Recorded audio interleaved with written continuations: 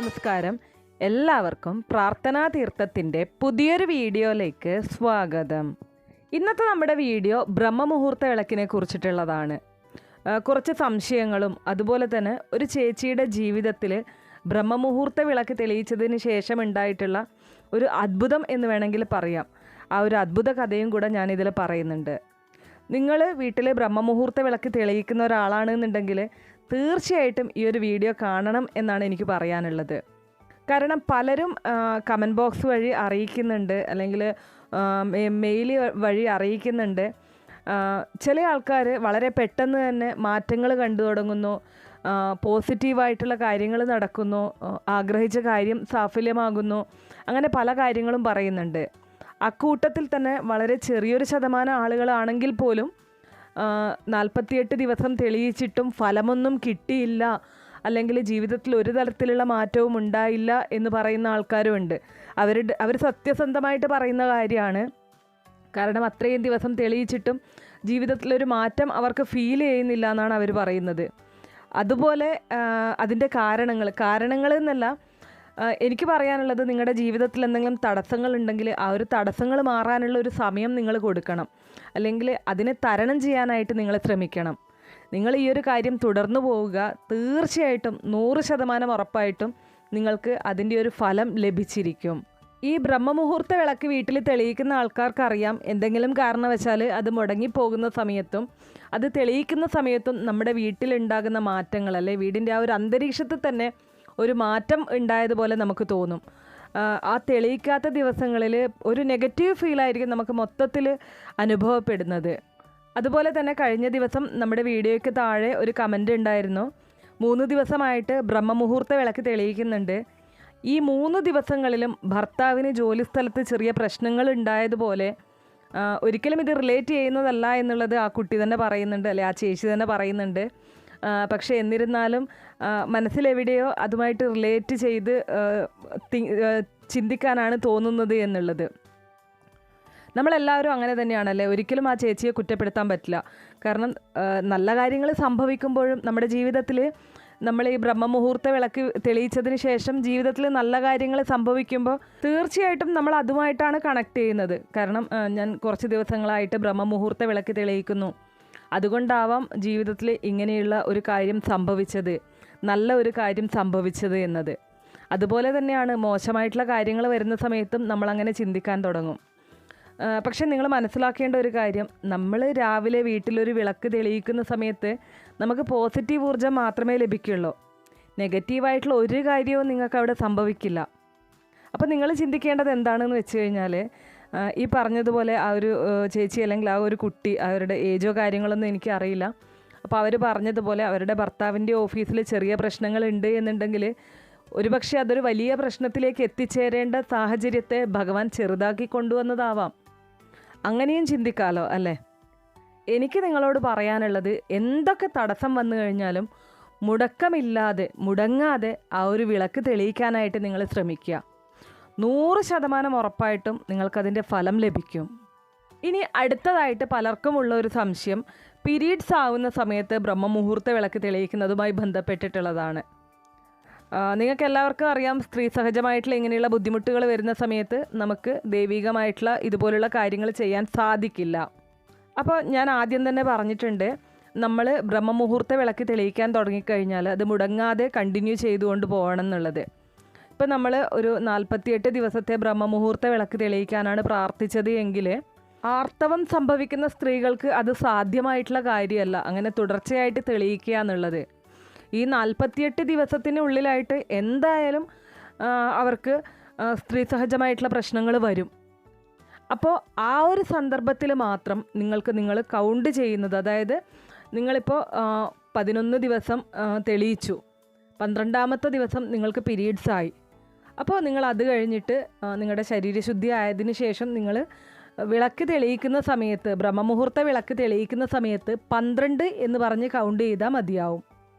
അതായത് നിങ്ങൾ വീണ്ടും 1 എന്ന് തുടങ്ങേണ്ട ആവശ്യമില്ല. നിങ്ങൾ വീണ്ടും 1 എന്ന് തുടങ്ങിക്കഴിഞ്ഞാൽ മാക്സിമം പോയി കഴിഞ്ഞാൽ ഒരു 25 28 ദിവസം മാത്രമേ നിങ്ങൾക്ക് വീണ്ടും കൗണ്ടിങ് കറക്റ്റായിട്ട് കൊണ്ടുപോകാൻ സാധിക്കുള്ളൂ, അല്ലേ?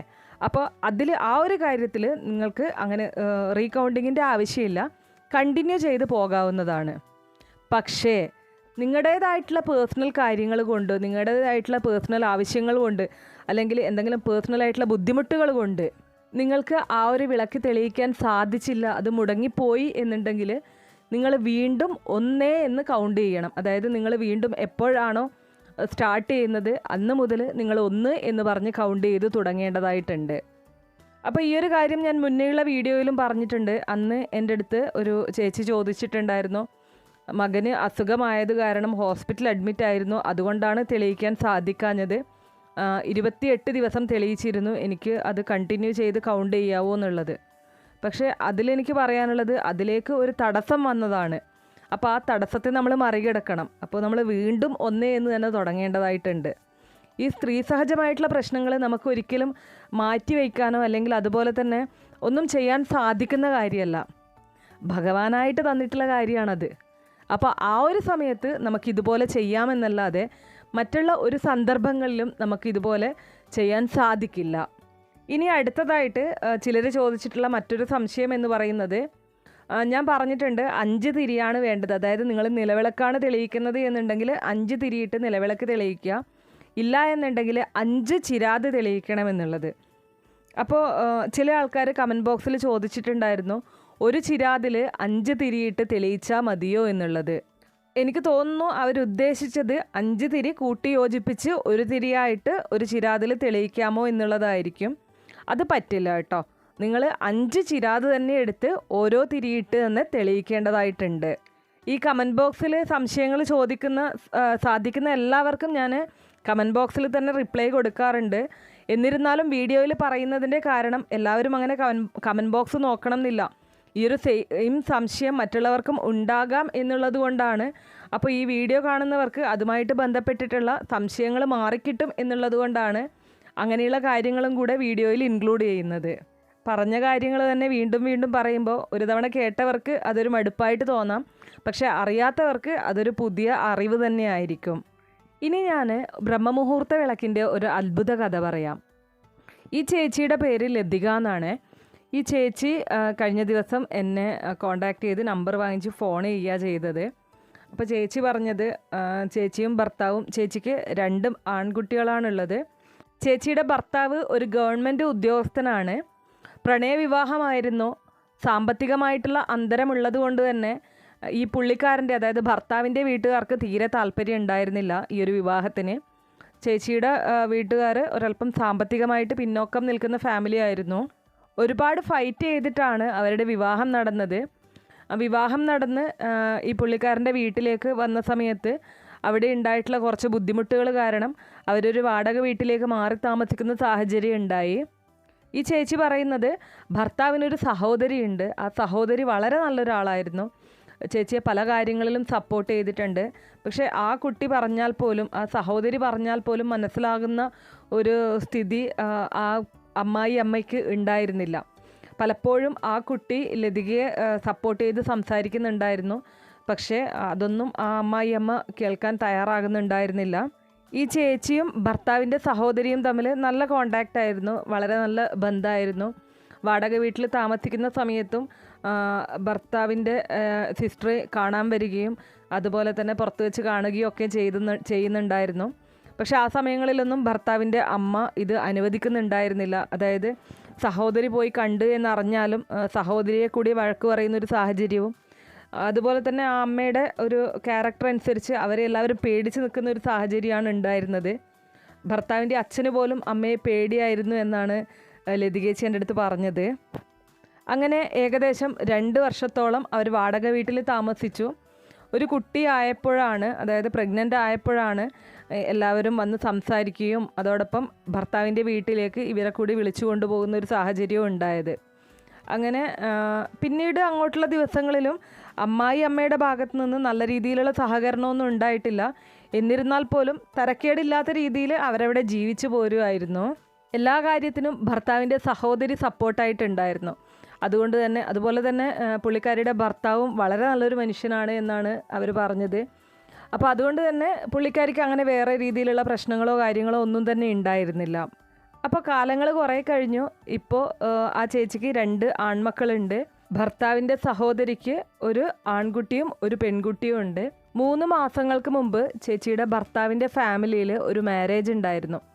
ആ ഒരു ഫംഗ്ഷന് പോയി വന്ന ശേഷം ചേച്ചിയുടെ ഭർത്താവിൻ്റെ സിസ്റ്റർ ഗോൾഡൊക്കെ ലോക്കറിലാണ് വെക്കുന്നത്. അവർ രാവിലെ ഒരു 10-10:30 ലോക്കറിൽ വെക്കാനായിട്ട് ബാങ്കിലേക്ക് പോകാനായിട്ട് സ്വർണങ്ങളൊക്കെ എടുത്ത് വയ്ക്കുന്ന സമയത്ത് വീടിൻ്റെ ഹാളിൽ ഒരു ടീപ്പോയി ഉണ്ടായിരുന്നു, ഒരു ചെറിയ ടേബിൾ. അതിൻ്റെ മുകളിലായിട്ട് സ്വർണം വെക്കുകയുണ്ടായി. ഇത് ഹാളിലുള്ള ടേബിളിൻ്റെ മുകളിലാണ് സ്വർണം വെച്ചിരിക്കുന്നത്. ആ തൊട്ടടുത്തുള്ള റൂമിൽ ഭർത്താവിൻ്റെ അമ്മയുണ്ട്. ഈ ഭർത്താവിൻ്റെ സഹോദരിയും അവിടെ നിന്ന് എന്തോ എടുക്കാനായിട്ട് അങ്ങോട്ടും ഇങ്ങോട്ടും പോവുകയുണ്ടായി. ആ സമയത്ത് ഈ ചേച്ചി അടിച്ചു വാരുകയായിരുന്നു വീട്. അടിച്ചു വരുന്ന സമയത്ത് ഈ കുട്ടികളൊക്കെ ഭക്ഷണം സോഫയിൽ നിന്ന് കഴിച്ചതുകൊണ്ട് ആ നിലത്തുള്ള കുറച്ച് വേസ്റ്റൊക്കെ ഉണ്ടായിരുന്നതുകൊണ്ട് ആ ടേബിൾ ചെറുതായിട്ടൊന്ന് നീക്കി വെച്ചിട്ടാണ് ചേച്ചി അവിടെ തൂത്തുവാരുന്നുണ്ടായത്. ഈ സിസ്റ്ററിൻ്റെ മകൻ തീരെ ചെറിയ കുട്ടിയാണ്. അപ്പോൾ ആ കുട്ടി അവിടെ നിന്ന് കളിക്കുന്നുണ്ടായിരുന്നു. സിസ്റ്ററിൻ്റെ മകള് 4 വയസ്സോ 5 വയസ്സോ അങ്ങനെ കണ്ടാണ് പറഞ്ഞിട്ടുണ്ടായിരുന്നത്. ആ ഒരു പ്രായത്തിലുള്ള കുട്ടിയാണ്. അപ്പോൾ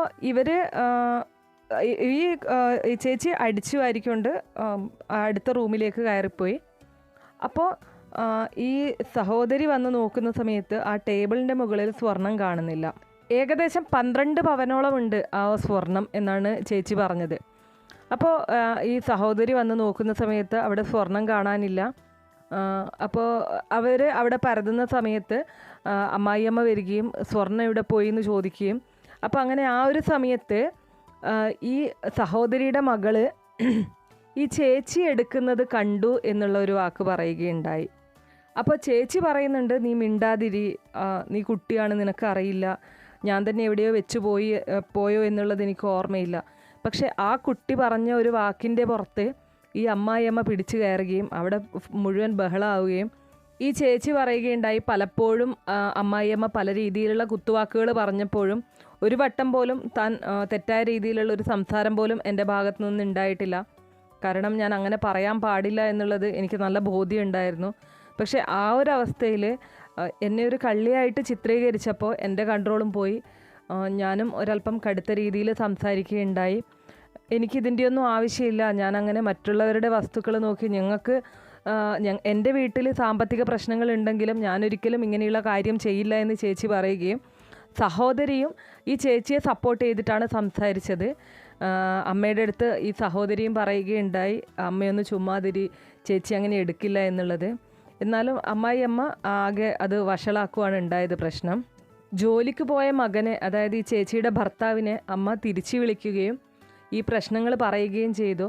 ഭർത്താവ് ആദ്യം തന്നെ ഈ ചേച്ചിയെ അടിക്കുകയാണ് ചെയ്തത്. നീ എന്തിനാണ് മറ്റുള്ളവരുടെ വസ്തു തൊട്ടത് എന്ന് ചോദിച്ച് പിന്നീട് അമ്മയുടെ അടുത്ത് പറയുകയുണ്ടായി. ആ ഒരു സമയത്ത് ചേച്ചി പറഞ്ഞത് ശരിക്കും ഞാൻ ഷോക്കായിപ്പോയി, എൻ്റെ ഭർത്താവും എന്നെ തെറ്റിദ്ധരിച്ചു എന്ന് ഓർത്ത്.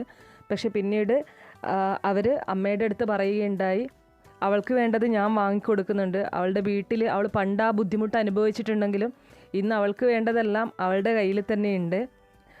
അപ്പോൾ മറ്റൊരാളുടെ വസ്തു അവൾക്ക് ആവശ്യമില്ല എന്നുള്ളത് അമ്മയുടെ അടുത്ത് മകൻ തന്നെ പറഞ്ഞു.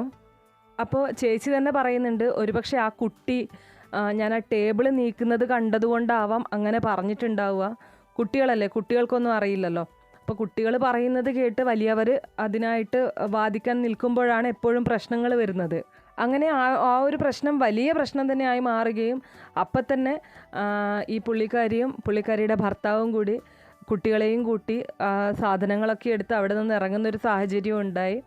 ആ ഒരു സമയത്ത് മകൻ അമ്മയോട് പറയുകയുണ്ടായി, ഇനി ഞാൻ ഈ വീട്ടിൽ എപ്പോഴെങ്കിലും കാല് കുത്തണമെങ്കിൽ അത് എൻ്റെ ഭാര്യയല്ല ചെയ്തത് എന്നുള്ളത് ഭഗവാൻ നിങ്ങൾക്ക് കാട്ടിത്തന്നതിന് ശേഷം മാത്രമേ ഞാൻ വരുള്ളൂ എന്നുള്ളൊരു കാര്യം. ആ ഒരു കാര്യമാണ് ഇറങ്ങുന്ന സമയത്ത് മകൻ പറഞ്ഞത്. ഏകദേശം 3 ദിവസത്തോളം ആ ടൗണിൽ തന്നെയുള്ളൊരു ഹോട്ടൽ മുറിയിലാണ് അവർ താമസിച്ചിട്ടുണ്ടായിരുന്നത്. അതിനുശേഷമാണ് ഒരു വാടക വീട് ശരിയാവുന്നതും അവിടേക്ക് മാറി താമസിക്കുന്നതും. ചേച്ചി പറയുന്നത് ജീവിതത്തിൽ വളരെയധികം പ്രതിസന്ധികൾ നേരിട്ട ഒരു സമയമായിരുന്നു അത്. താൻ ഒരിക്കൽ പോലും ഇത്രയും ടെൻഷനോ അല്ലെങ്കിൽ ഇത്രയും വേദനയോ അനുഭവിച്ചിട്ടില്ല. കള്ളി എന്നുള്ളൊരു പേര് കേൾക്കുക എന്നുള്ളതിലുപരി എന്ത് സങ്കടമാണ് വരാനുള്ളതല്ലേ.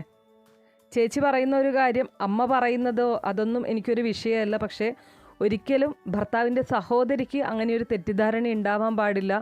കാരണം എൻ്റെ എല്ലാ വിഷമഘട്ടങ്ങളിലും എന്നെ സപ്പോർട്ട് ചെയ്തൊരു വ്യക്തിയാണ് ആ കുട്ടി. അപ്പോൾ അവരുടെ മനസ്സിൽ അങ്ങനെയുള്ളൊരു തെറ്റിദ്ധാരണ വന്നു കഴിഞ്ഞാൽ അവിടെയാണ് ഞാൻ തോറ്റുപോകുന്നത് എന്നാണ് ചേച്ചി പറഞ്ഞത്. വളരെയധികം മെൻ്റലി ഡൗൺ ആയിട്ടുള്ളൊരു സമയമായിരുന്നു ചേച്ചിക്കത്. ആ ഒരു സമയത്താണ് യൂട്യൂബിൽ പല ചാനലുകളിലും ബ്രഹ്മമുഹൂർത്ത വിളക്കിനെക്കുറിച്ച് കാണാനായിട്ട് സാധിച്ചത്. ചേച്ചിയും ഇതുപോലെ 21 ദിവസം ബ്രഹ്മമുഹൂർത്ത വിളക്ക് തെളിയിക്കാം, ഞാനല്ല അത് ചെയ്തത് എന്നുള്ളത് അവർക്ക് മനസ്സിലാക്കി കൊടുക്കണേ എന്ന് പ്രാർത്ഥിച്ചുകൊണ്ട് ബ്രഹ്മമുഹൂർത്ത വിളക്ക് കൊളുത്താൻ തുടങ്ങി. പക്ഷേ ഈ 3 മാസം കൊണ്ടാണ് ചേച്ചിക്ക് 21 ദിവസത്തെ ബ്രഹ്മമുഹൂർത്ത വിളക്ക് പൂർത്തിയാക്കാൻ സാധിച്ചത്. പല പല തടസ്സങ്ങൾ. ഒരു 10 ദിവസം തെളിയിക്കുന്ന സമയത്ത് ഒരു തവണ മകന് സുഖമില്ലാതെ ഹോസ്പിറ്റലിലായി. അതുപോലെ തന്നെ 20 ദിവസം തെളിയിച്ച് 21ാമത്തെ ദിവസം ഇനി ഒരു ദിവസം മാത്രം ബാക്കി നിൽക്കെ ഭർത്താവിന് ഒരു ആക്സിഡൻറ്റ് ഉണ്ടാവുകയും അതുമായിട്ട് ബന്ധപ്പെട്ട് ആ ഒരു ദിവസം തെളിയിക്കാൻ പറ്റാത്ത സാഹചര്യം ഉണ്ടാവുകയും ചെയ്തു. പിന്നെ അതുപോലെ തന്നെ എല്ലാ ദിവസവും രാവിലെ 4:30 എഴുന്നേൽക്കുന്ന ചേച്ചി ഒരു തവണ ബ്രഹ്മമുഹൂർത്ത വിളക്ക് തെളിയിച്ചു. 16 ദിവസമായപ്പോൾ 17ാമത്തെ ദിവസം ഉറങ്ങിപ്പോകുന്ന ഒരു അവസ്ഥയുണ്ടായി. ആ ഒരു ബ്രഹ്മമുഹൂർത്ത സമയത്ത് എഴുന്നേൽക്കാൻ സാധിച്ചില്ല. അങ്ങനെ പല പല കാരണങ്ങൾ കൊണ്ട് ഈ ഒരു കാര്യം 21 ദിവസം തെളിയിക്കാൻ ആ ചേച്ചിക്ക് സാധിക്കുന്നേ ഉണ്ടായിരുന്നില്ല. അങ്ങനെ വരുന്ന തടസ്സങ്ങളെയൊക്കെ തരണം ചെയ്ത് ഒടുവിൽ ഈ കഴിഞ്ഞ കുറച്ച് ദിവസങ്ങൾക്ക് മുന്നേ ചേച്ചി 21 ദിവസം ബ്രഹ്മമുഹൂർത്ത വിളക്ക് തെളിയിച്ച് പൂർത്തിയാക്കി. ഈ 21ാമത്തെ ദിവസം രാവിലെ ആസ് യൂഷ്വൽ ബ്രഹ്മമുഹൂർത്ത വിളക്ക് തെളിയിച്ചു, അടുക്കളയിൽ കയറി കാര്യങ്ങളൊക്കെ ചെയ്തു. ഇതൊക്കെ ചെയ്യുന്ന സമയത്ത് ഒരു 7:30 ചേച്ചിക്കൊരു ഫോൺ വരികയാണ്. ഭർത്താവിൻ്റെ സിസ്റ്ററാണ് ഫോൺ ചെയ്തിട്ടുണ്ടായിരുന്നത്. വളരെയധികം സന്തോഷത്തോടെ ആ കുട്ടി ഇവരെ ഒരു കാര്യം അറിയിച്ചു. കളഞ്ഞുപോയ അല്ലെങ്കിൽ കാണാതായ സ്വർണം തിരിച്ചു കിട്ടി എന്നുള്ളൊരു കാര്യമായിരുന്നു അത്. ചേച്ചി എൻ്റെ അടുത്ത് പറഞ്ഞത് സിനിമയിലോ സീരിയലിലോ മാത്രം നമുക്ക് കാണാൻ സാധിക്കുന്ന കാര്യങ്ങളായിരിക്കും ഇതുപോലുള്ളത്. നമ്മുടെ പ്രാർത്ഥന നമ്മൾ വിചാരിച്ച ദിവസങ്ങളിൽ അല്ലെങ്കിൽ ഇങ്ങനെയൊരു അത്ഭുതം പോലെ ഒരു സംഭവം, അതും ഈ പറഞ്ഞ ദിവസത്തിനുള്ളിൽ 21ാമത്തെ ദിവസം ഞാൻ പൂർത്തിയാക്കുന്നു. ആ ദിവസം തന്നെ ഇങ്ങനെയൊരു സന്തോഷ വാർത്ത കേൾക്കാൻ സാധിക്കുക എന്ന് പറയുന്നത് അത് വളരെ വലിയൊരു കാര്യമായിട്ടാണ് ചേച്ചിയും കാണുന്നത്. ഞാനും അതുപോലെ തന്നെയാണ് കാണുന്നത്. ഈ സ്വർണം തിരിച്ചു കിട്ടിയത് ആ ചെറിയ കുട്ടിയുടെ ഒരു കളിക്കുന്ന ബാഗിൽ നിന്നാണ്. ആ കുട്ടി കളിക്കുന്ന സമയത്ത് എന്തോ അതിലേക്ക് എടുത്തിട്ടിട്ടുണ്ടാവാം. അപ്പോൾ ആ ദിവസം രാവിലെ വീട് ക്ലീനാക്കുന്ന സമയത്ത് ആ ഒരു ബാഗ് കിട്ടുകയും വെറുതെ ഓപ്പൺ ചെയ്ത സമയത്ത് അതിൻ്റെ ഉള്ളിൽ നിന്നാണ് ഇത് ഒരു തരി പോലും കുറയാതെ എല്ലാ സ്വർണവും അതിലുണ്ടായിരുന്നു. ഭർത്താവിൻ്റെ അമ്മ മനസ്സില്ലാ മനസ്സോടെ മകനെ വിളിക്കുകയും മകനെ വിളിച്ച് ആ ഒരു സമയത്താണ് ഭർത്താവിൻ്റെ അച്ഛനായാലും സഹോദരി ആയാലും കുറച്ച് ഹാഷായ രീതിയിൽ അമ്മയുടെ അടുത്ത് സംസാരിക്കുന്നത്. നിങ്ങൾ ചെയ്തത് തെറ്റായിപ്പോയി എന്നുള്ളത് തുറന്നു പറയണം എന്ന് തന്നെയാണ് മകളും അമ്മയോട് പറഞ്ഞത്. അമ്മ എന്നിരുന്നാലും ചേച്ചിയെ വിളിക്കാൻ തയ്യാറായില്ല. ഭർത്താവിനെ വിളിച്ച് ഇങ്ങനെ കിട്ടിയിട്ടുണ്ട് എന്ന് പറഞ്ഞു. അപ്പോൾ ഭർത്താവ് പറഞ്ഞു, നിങ്ങൾ അങ്ങനെയല്ല പറയേണ്ടത്, നിങ്ങൾ ഇവിടെ വന്നിട്ട് എൻ്റെ ഭാര്യയോട് മാപ്പ് പറയണം, എന്നാൽ മാത്രമേ ഞാൻ തിരിച്ചു വരുള്ളൂ എന്നുള്ള കാര്യം. അപ്പോൾ ആ വീട്ടിലുള്ള എല്ലാവരും അതിനെ അനുകൂലിക്കുകയും പിറ്റേ ദിവസം തന്നെ അമ്മയും അച്ഛനും ഈ സഹോദരിയും കൂടെ ഇവരുടെ വീട്ടിലേക്ക് വരികയും വീട്ടിലേക്ക് വന്ന സമയത്ത് ഈ ചേച്ചി തന്നെ പറഞ്ഞു, എൻ്റെ അടുത്ത് മാപ്പൊന്നും പറയണ്ട, പക്ഷേ ഒരിക്കലും ഞാനങ്ങനെ മറ്റുള്ള ഒരാളുടെ വസ്തുക്കൾ ആഗ്രഹിക്കുന്ന ആളല്ല. പക്ഷേ ഇപ്പോൾ എനിക്ക് നിങ്ങളുടെ വീട്ടിലേക്ക് വരാൻ പേടിയാണ്. കാരണം ഇനി എന്തെങ്കിലും വസ്തു അവിടെ നിന്ന് പോകുന്ന സമയത്ത് ഇതേപോലെ ഒരു അനുഭവം എനിക്ക് ഉണ്ടാവില്ല എന്നുള്ളത് എന്തുറപ്പാണ് എനിക്ക് പറയാൻ പറ്റുക. അതുകൊണ്ട് തന്നെ വാടക വീടാണെങ്കിലും ഞങ്ങളിവിടെ സന്തോഷത്തിലാണ് ജീവിക്കുന്നത്. പക്ഷേ ആ അമ്മയും സഹോദരിയും അച്ഛനും ഒക്കെ നിർബന്ധിച്ചതുകൊണ്ട് ഇവർ വീണ്ടും വീട്ടിലേക്ക് പോകാൻ തയ്യാറായി. ഇപ്പോൾ ഭർത്താവിൻ്റെ വീട്ടിലാണ് ഇവർ നിൽക്കുന്നത്. സ്വന്തമായിട്ട് വീടെടുക്കാനുള്ള കാര്യങ്ങൾ ആലോചിക്കുന്നുണ്ട്. ചേച്ചി പറയുന്ന ഒറ്റ കാര്യം, ആരെന്ത് പറഞ്ഞാലും എനിക്ക് പ്രശ്നം ഉണ്ടായിരുന്നില്ല. പക്ഷേ ഈ ഒരു കാര്യം ഭർത്താവിൻ്റെ സഹോദരി തിരിച്ചറിയണം എന്നുള്ള ഒരു കാര്യം മാത്രമേ എനിക്കുണ്ടായിരുന്നുള്ളൂ. അവളുടെ കയ്യിലേക്ക് തന്നെ അത് തിരിച്ചെത്തി. അത് അവളുടെ മനസ്സിൻ്റെ നന്മയും അതുപോലെ തന്നെ ഞാൻ ചെയ്തിട്ടില്ലാത്തൊരു തെറ്റ് എൻ്റെ മേൽ ചാർത്തുന്നത് ഭഗവാന്റെ ഒരു അനുഗ്രഹവും എനിക്ക് ഉണ്ടായതുകൊണ്ടാണ്. ഈ ഒരു ബ്രഹ്മമുഹൂർത്ത വിളക്കിൽ ഞാൻ അത്രയധികം വിശ്വസിക്കുന്നു. എൻ്റെ മരണം വരെ എനിക്കിത് കൊളുത്താൻ സാധിക്കണേ എന്നാണ് ആ ചേച്ചി പറഞ്ഞത്. ചേച്ചി കാര്യങ്ങൾ വളരെ ഇമോഷണലായിട്ടാണ് സംസാരിച്ചിട്ടുണ്ടായിരുന്നത്. അതുകൊണ്ട് തന്നെ കേട്ടപ്പോൾ എൻ്റെ മനസ്സും കണ്ണും ഒരുപോലെ നിറഞ്ഞിട്ടുണ്ടായിരുന്നു. ബ്രഹ്മമുഹൂർത്ത വിളക്കിൻ്റെ ഒരു അത്ഭുതം തന്നെയാണിത്. അങ്ങനെ തന്നെയാണ് ഞാൻ വിശ്വസിക്കുന്നത്.